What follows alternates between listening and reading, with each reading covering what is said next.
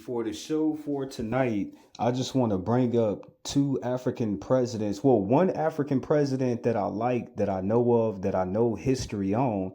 And then I can't say he's from Africa. You know what I'm saying? Gaddafi is from Africa, but he's not African. But he's still one of my favorite Africans. So we're going to go through it tonight, family. Following his release from prison in 1990 and during his presidency, Nelson Mandela welcomed numerous African American entertainers, activists, and figures to South Africa, establishing strong ties with Black American culture. Key African American stars and public figures who visited or met with Nelson Mandela include 1. Oprah Winfrey visited Mandela at his home for extended personal visits and met with him frequently for her Leadership Academy for Girls. 2. Michael Jackson met with Mandela in South Africa in 1996. 3. Whitney Houston visited South Africa in 1994, where she performed for his inauguration, and was among the first global stars to visit. 4. Spike Lee met with Mandela on the set of Malcolm X, where Mandela made a cameo appearance. 5. Harry Belafonte, a longtime anti-apartheid activist, he accompanied Mandela and visited him in South Africa. 6. Danny Glover visited and met with Mandela, also taking part in memorial events. 7. Will Smith and Jada Pinkett Smith met with Mandela in South Africa in 2005. Whoopi Goldberg met with Mandela at the Tribeca Film Festival and other occasions.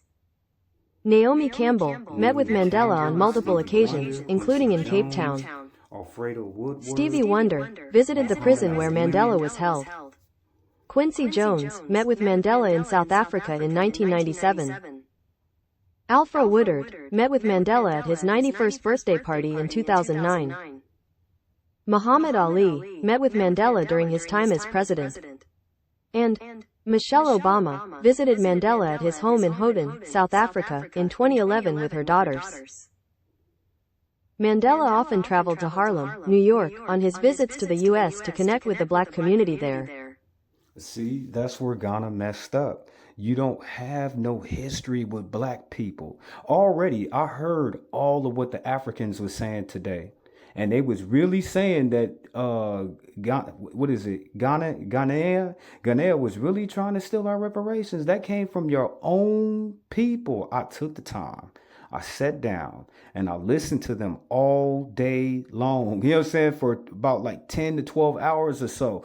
And it's true, you know what I'm saying? They was really sitting up over here trying to steal our reparations, our tribute to our ancestors. It's crazy. But if any African leader want to get good with Black people, you got to come to us and get to know us and build a relationship. We don't even know y'all. So this message is for the Ghanaians. It really is. You know, my people, y'all just going to listen and y'all going to absorb as much knowledge as you possibly can. I already know that.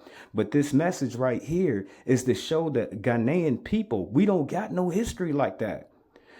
Let's put it like this. It's 2026. Black people in this country didn't even know of y'all until you came over here. You know what I'm saying? If you ask a Black person, can you look at Africa and can you point out where Ghanaian out without it being labeled? We wouldn't even know. We don't even know y'all like that. So to come up over here with all that audacity to speak on our behalf, and we don't even know you. And then on the other side, all of y'all people sitting up over there saying that y'all was really trying to steal our reparations. That was the whole goal. That was the agenda. That was the ploy of the plan. And it's a damn shame that y'all sold us, captured us, then sold us. Now y'all coming back trying to steal from us again. It's a damn shame. So on this show for tonight, I'm going to look at two Black presidents. I can't call Gaddafi. I don't know what Gaddafi was. You know what I'm saying? Is he Middle Eastern? Is he Indian? You know what I'm saying? But I like that man. You know what I'm saying? I ain't going to lie to y'all. You know what I'm saying? I like me some Gaddafi. He was a real ass Negro. You know what I'm saying? I know he was in Africa. I know he not Black like us. But still, he cared about us. You know what I'm saying? But to have the Guyanese president and all of his dignitaries and officials come up over here and try to play us, complete disrespect. A man who changes his principles depending on with whom he is dealing is not a man who can lead a nation. The context was this: what principle are you being asked to change, you, Mr. Mandela, when Americans question your praise for the human rights under Gaddafi and Castro? What is the principle involved there that you're being asked to change? Mr. McNeil, this is a Now, you seen how the black community, how we supported Nelson Mandela. You seen all them stars: Quincy Jones, Michael Jackson, Oprah, Whitney, the Obamas, what was it, Alfredo something. You seen all the black stars and entertainers that came out to support Nelson Mandela. So the president of Ghana, you're not that. The president, you can sit up here and call yourself royalty all you want to. All I know is we don't even know y'all. You know what I'm saying? We don't even know y'all. But Nelson Mandela, we knew him because he took out the time to come over here. He took out the time to write us letters. As soon as we heard about what happened to Nelson Mandela, we was sending them all kind of stuff, sending them all kind of help. And it was a mutual respect between the people. So what did the Ghanaian president, where did he fall at?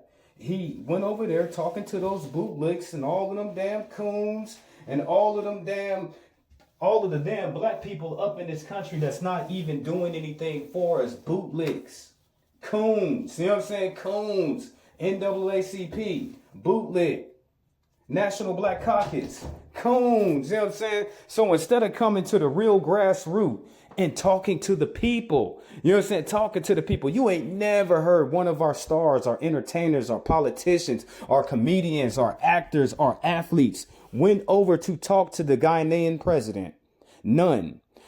You know what I think? I think at this point, the only way that the Ghanaian people can redeem themselves with us is to pay us our damn reparations in the form of full citizenship. Full citizenship. We shouldn't have to pay no money and land. If you want to see your country prosper, you get enough African Americans up over there and we going to build something up and we going to set some new standards and we going to change a lot of different things. So the best things that the Ghanaians, they can do for us is to offer us citizenship. That's one. And to give us land. That would be a form. We don't have to take cash payments from y'all because we know y'all don't got no money like that. We don't. And for a long time, if y'all didn't come up here and say anything, we wouldn't even have addressed y'all right now because our guns is aimed at America. All of our nuclear bombs, all of our Tomahawk missiles, everything that we have in our arsenal is aimed at the United States of America. So y'all wasn't nowhere in the picture. You know what I'm saying? We was not even thinking about y'all. So, but since y'all got time to sit up here and think about us, this is what we're requiring from y'all. We want full citizenship so we can have dual citizenship so we can come back to our country. We want land in a form of reparations paid to so-called African Americans from the state of Ghana. That's what we want. which should not be handled lightly, as many people do. The first country which we approached in the 60s for assistance when our leaders had to leave the country in order to mobilize the support of the international community. The first country we approached was the United States of America. We could not even succeed to come close to the government, and they refused to assist us. But Cuba, the moment we appealed for assistance, they were ready to do so, and they did so. Why would we now listen to the Western world when they say we should have nothing to do with Cuba? It's just unreasonable. No human being acts in that particular fashion. Here is the country that was the first to assist us when the West, which had formidable resources, was actually supporting the government. Now you expect us to change our whole approach and to start condemning Cuba for what is supposed to happen inside the country. No man of principles could ever do. At the microphone, everyone. Welcome to America, Mr. Mandela. I'm Ken Edelman. Those of us who share your struggle for human rights and against apartheid have been somewhat disappointed by the models of human rights that you have held up since being released in jail. You've met over the last 6 months 3 times with Yasser Arafat, who you have praised. See, that's why we love Nelson Mandela, because during apartheid, they locked him up. We all, I don't know from a lot of you younger people that y'all listen, y'all wasn't around in 1990, you know what I'm saying? But I'm telling you, you know what I'm saying? Black people, we fully supported Nelson Mandela. We really did, you know what I'm saying? You had all kind of black, even Ice Cube went over to see Nelson Mandela. You know what I'm saying? Everybody, you know what I'm saying? It was a lot of black folks that fully supported him. And was he the first president of in modern time of Africa? I don't know. I don't know. But what I do know is that we fully supported him, and he made it his business to come check out on us. He made it his business to talk good about us. He wasn't asking for anything. You know what I'm saying? He wasn't asking for anything but a friendship, a mutual friendship between black people across the Atlantic. Now, if the Ghanaian people tried to do that first and took out 10, 20 years to get to know us, then we could have worked together. But since they tried to just cut us out the picture, but use us as they damn mascot and flag. You have told Gaddafi that you share the view and applaud him on his record of human rights and his drive for freedom and peace around the world. And you have praised Fidel Castro as a leader of human rights and said that Cuba was one of the countries that's head and shoulders above all people murdered by the United States of America, and the Gaddafi wasn't murdered by America. It was a military coup, and he was set up by America. So I still think that it still fell on America while he was assassinated. Other countries and human rights, despite the fact that documents of the United Nations and elsewhere show that Cuba is one of the worst. I was just wondering, are these your models of leaders of human rights? And if so, would you want a Gaddafi or an Arafat or a Castro to be a future president of South Africa? One of the mistakes which some political analysts make is to think that their enemies should be our enemies.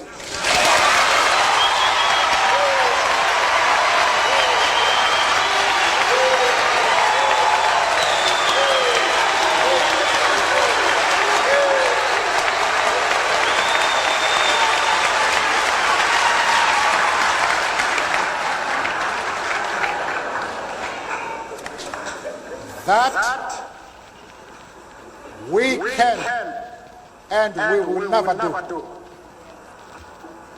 We have our own struggle which we are conducting. We are grateful to the world for supporting our struggle. But nevertheless, we are an independent organization with its own policy. And the attitude of every country towards our attitude towards any country is determined by the attitude of that country to our struggle. And that's how we should feel about America. We really should, since they turned a blind eye to our struggle and our plight and our pain and our suffering and our lineage and our history and all the stuff that's been done to black people. We can go forever. This is how we should feel about America, just like Nelson Mandela said.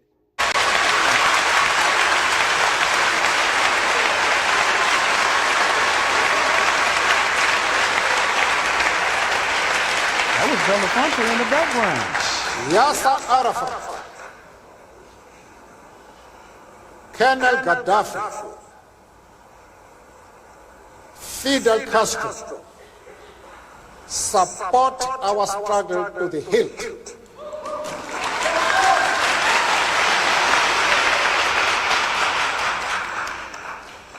There is no reason whatsoever why we should have any hesitation about hailing their commitment to human rights as they are being demanded in South Africa.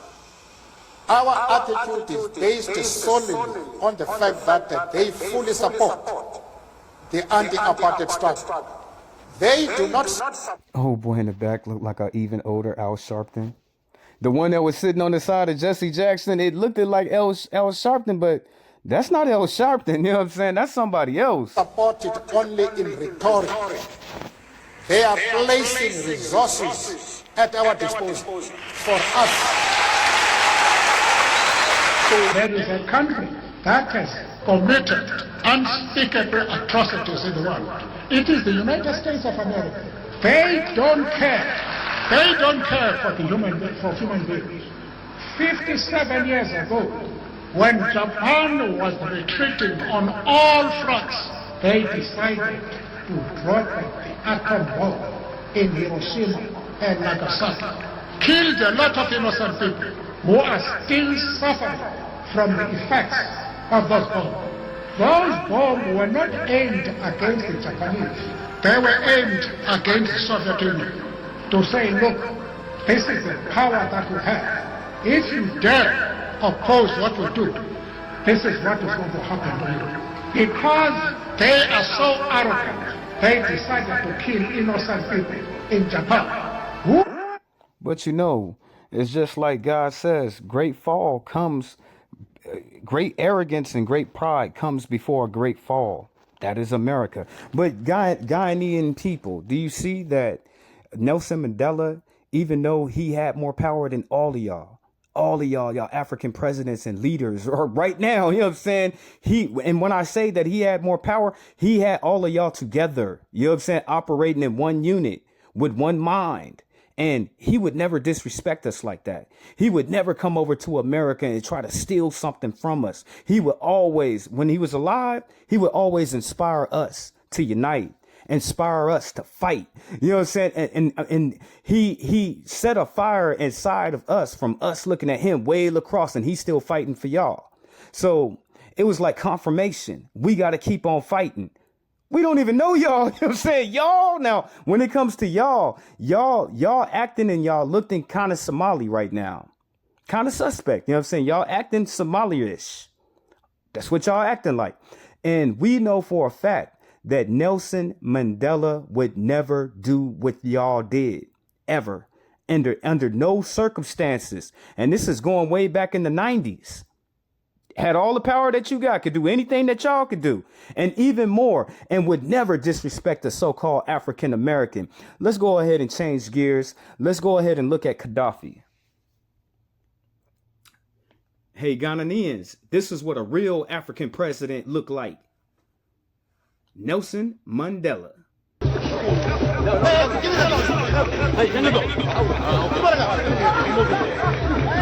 I like you.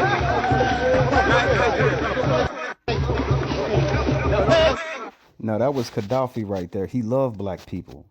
He loved black people. You know what I'm saying? He loved black people. And he studied so-called African Americans. Now, with the power that Gaddafi has, was he up there rounding up Africans, sending them to India to be sold as slaves?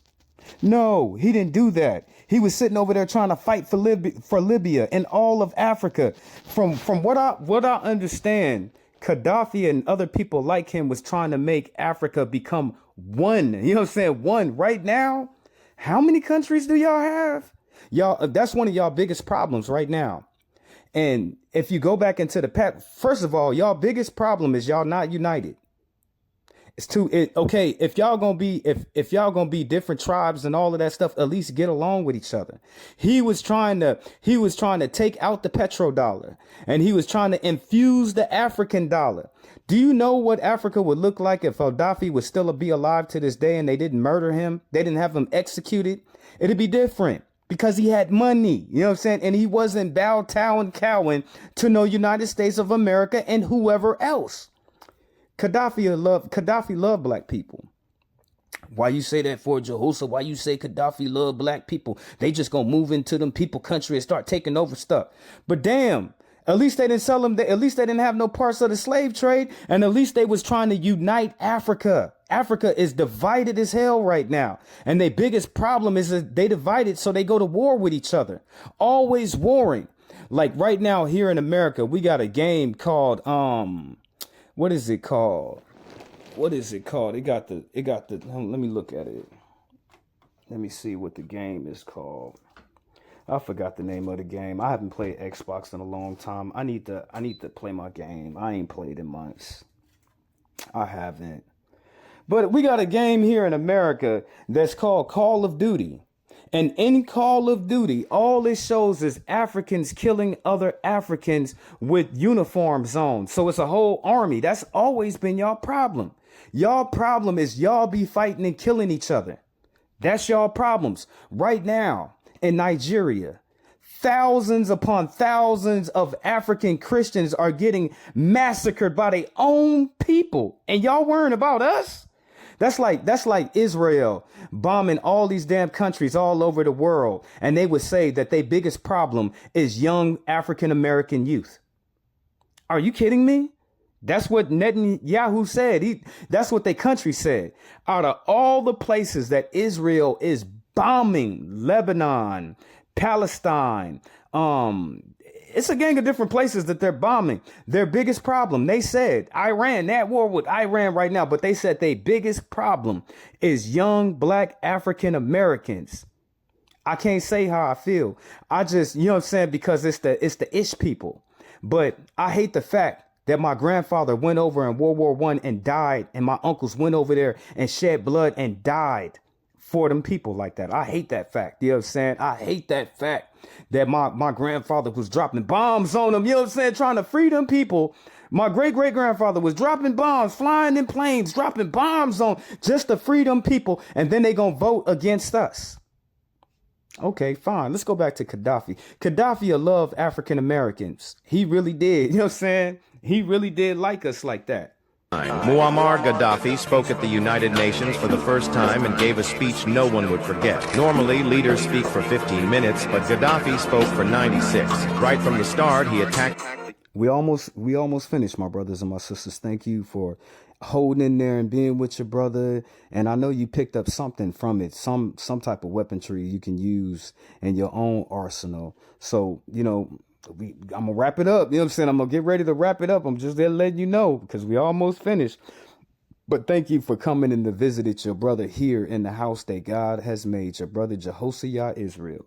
The UN Security Council, saying it was controlled by a few powerful countries that used it for their own benefit while ignoring smaller nations. He criticized the US-led wars in Iraq and Afghanistan, calling them illegal and harmful to millions of people. Then came the most dramatic moment. Gaddafi held up the UN charter read from it and threw it aside in anger. At one point, he tore a page to show how badly those promises had been broken. He also demanded investigations into the killings of John F. Kennedy and Martin Luther King Jr. and called for trillions of dollars in compensation to Africa for its colonial history. He then mocked the UN for failing to solve major problems and suggested a bold idea: combine Israel and Palestine into one country where everyone has equal rights.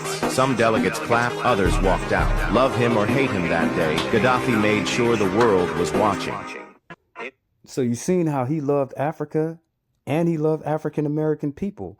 But he liked Americans too. You seen that. You know what I'm saying? You seen that. Let's put it this way. Gaddafi loved so-called African Americans so much, he was trying to send us $1 billion. I looked it up. $1 billion in 1993 is $2.5 billion to this day. And the United States of America blocked us from getting reparations from a foreign country. He was going to get the money to Louis Farrakhan, but they blocked and they seized and they cut it off. So you can actually say foreign countries tried to pay us reparations for what America did to us, and America killed them people. He was against all that stuff. You seen all of that stuff that he was saying. I got one more up. But that's why I say he loved African American people. Because he was trying to do something for us. He tried to send us $1 billion. You know what I'm saying? $1 billion in like 1990, 1993. And your sorry ass, ratchet ass government of the United States of America did everything in their power to stop it. How much would the infrastructure of us would be changed if we had that $1 billion back in 1990? Poor Farrakhan up over there trying to pull all our people together with the Million Man March. How better would the Million Man March would have been if Farrakhan had $1 billion in his pocket to build the black infrastructure that we need? More schools, more businesses, more homes, more vocational colleges, more trade colleges. That's what Louis Farrakhan would have had invested in. Homes for black people, work for black people. He always say, do for yourself. With $1 billion, could you imagine the stuff that we could have had did for our damn self? And our sorry ass government always hating on us. Always. Now, you can say alleged all you want. You can say alleged all you want. But this is the reason why I think that they had that man murdered like that. Just listen to some of the things that he was trying to do and the things that he was saying. You know what I'm saying? He was trying to unite all of Africa and give them their own currency with not 53 different countries on it. One president, you know what I'm saying? One currency, you know what I'm saying? And Africa would have been united. That there goes in with the COINTELPRO. Just like the COINTELPRO, like they eliminated all of our good leaders, they did the same thing in Africa. You know what I'm saying? They did now the people that came up, they don't even know their damn history. You know what I'm saying? And they just doing whatever they power grab, just trying to snatch power wherever they really don't know their history like that. Because if they knew their history, they would have never came at black people like that. Not even a little bit. But this is the reason why I think they had him murdered. It's about protecting civilians. We must not tolerate. My bad. Speculation has been raised on the reasons for NATO's intervention in Libya. And as RT's Laura Emmett reports, the organization may have been trying to prevent Gaddafi from burying the American buck. So he wants to bury the American dollar. Ain't that what BRIC Nation is trying to do now? He was trying to, okay, you got Russia, you got China, and it's somewhere in India. They trying to come up with something that would diffuse the petrodollar. Gaddafi was trying to do that in the early 90s. So they just take it from his playbook, if you ask me.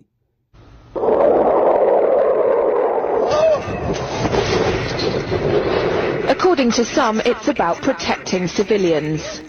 We must not tolerate this regime using military force against its own people. Others say it's about oil. The only reason they're interested with Libya is about the oil. You think we'd be in Iraq if the major export there was broccoli? But some are convinced intervention in Libya is all about currency, specifically Gaddafi's plan to introduce the gold dinar, a single African currency made from gold. Told you. And he's smarter than America. We got paper money. He was trying to give African people gold money to have in their pocket, and it's gold, so it'll always be valuable. It'll always be valuable if it's gold coin. This is why they had him assassinated. Through sharing of the wealth.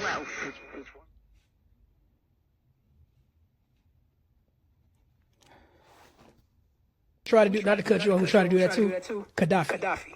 Gaddafi was doing that, and that's why we went in there and took him out. Like, the story of Gaddafi is actually incorrect. Very, because they said he was over there. I know people who used to live in Libya, as a matter of fact, when I lived in Canada. And, you know, people in Libya never had to pay for healthcare, never had to pay for school. If you were married, like a married couple, say you found a woman and y'all got married, your wedding was paid for, he gave y'all a new house, $150,000 a year, so you guys can be on your feet. And also, what Gaddafi was actually doing, you know what I'm saying? The fact that they had to use Obama, you know what I'm saying, to take him out was bad, because that's one of Obama's biggest regrets. So he said he had to take out Gaddafi. And they was going to put, it speaks about it, it's foretold. Obama's a bitch ass nigga, that's why. And that's what they use.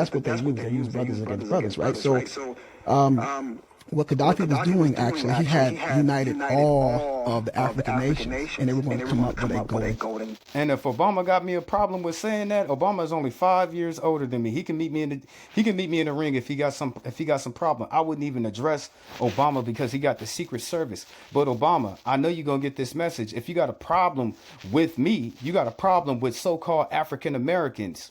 You got a problem with us. You know what I'm saying? Not just me, all of us.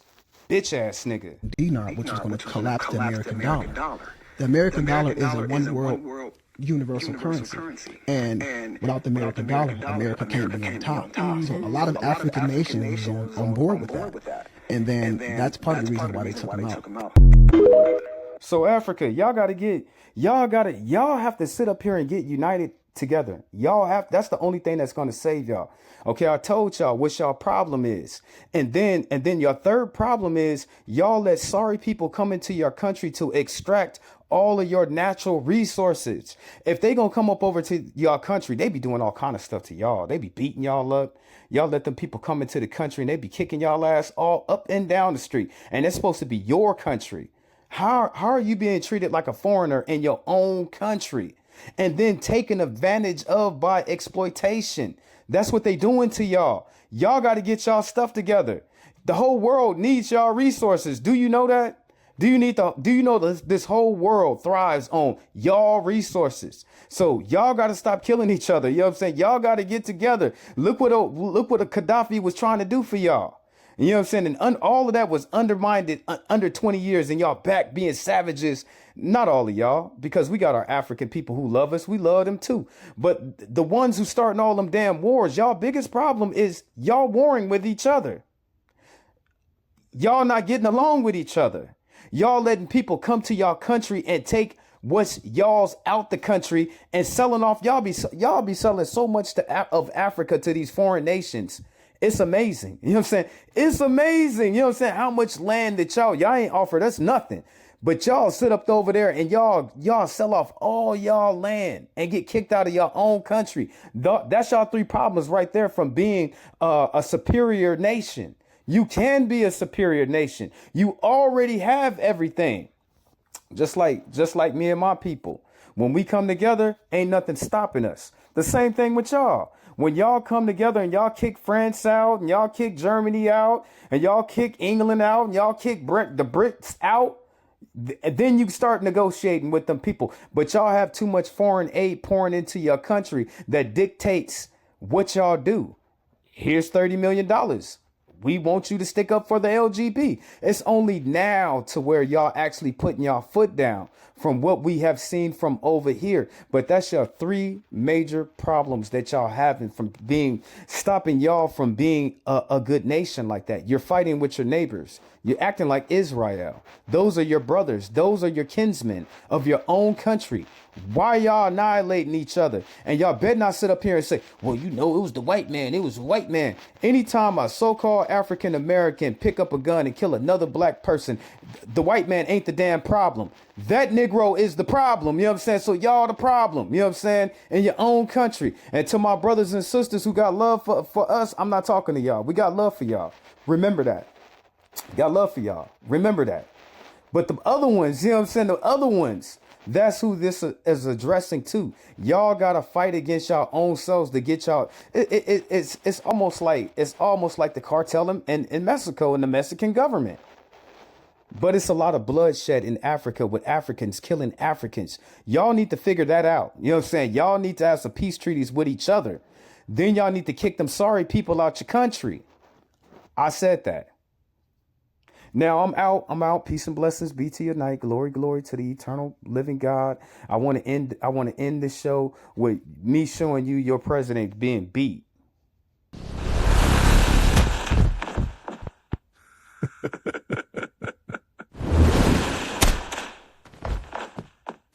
ايوه يا ماما 10 دقايق والاكل يكون جاهز.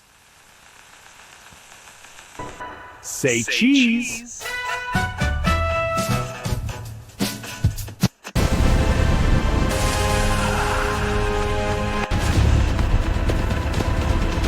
This is all because of you, Net 10.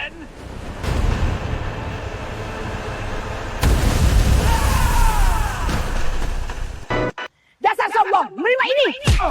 Apa kan yang besarkan lagi? Lagi kamu gagal.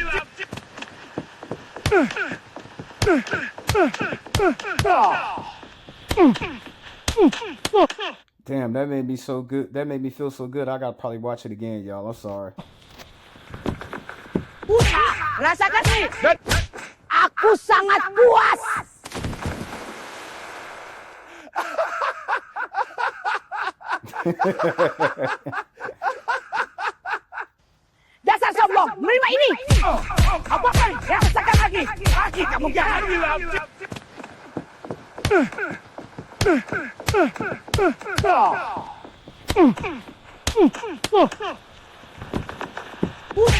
Rasakan nih. Aku sangat puas.